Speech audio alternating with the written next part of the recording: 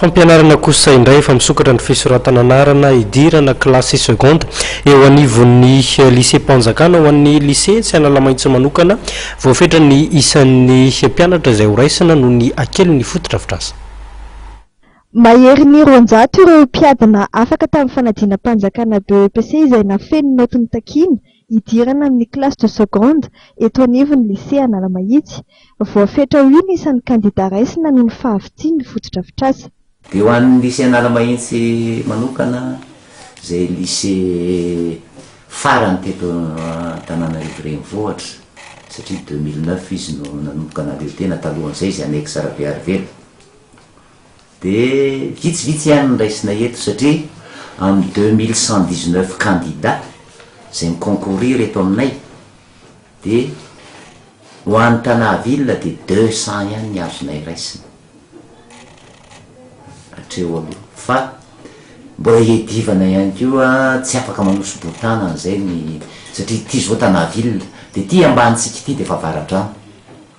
dia tsy maintsy maka na avaradrano koa zay zany hoe ny totalin'ny seconde raisinay amin'izao izay manomboka androany ny inscription mandrapatonga ny zoma dia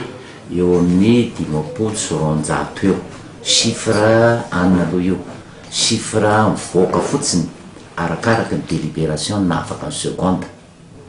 fa ny tsy fantatra zany hoe ireo ankizy afaka voalohan'ireo ve isinscrire daholo izay ny anotika zany hoe raha maka an'izay 200 zao Tanaville ny raisinay dia ny 200 premier no afaka seconde satria araka maconcours azy dia 50 avaradrano dia ny 50 premier navaradrano no raisinay dia tsy afa mihoatra an'izay aloha fa mbola mijaly araha potidrafitrasy ty lycée ty. Nanomboka androany ny fisoratana anarana ho an'ireo mpianatra hiditra seconde eto anivon'ity lycée ity ary tsy hitsahatra izany raha tsy amin'ny 12 volana aogositra ho avy izao. Mandidina ny 4 eo ny vola alohan'ny ray aman-dreny. Ampahany voalohany amin'ny vola io dia arotsaka amin'ny caisse de soutien ampiasaina amin'ny fampidinana ny sekoly ary ny ampahany faharoa kosa dia andoavana latsakemboka ao amin'ny caisse ny FRAM.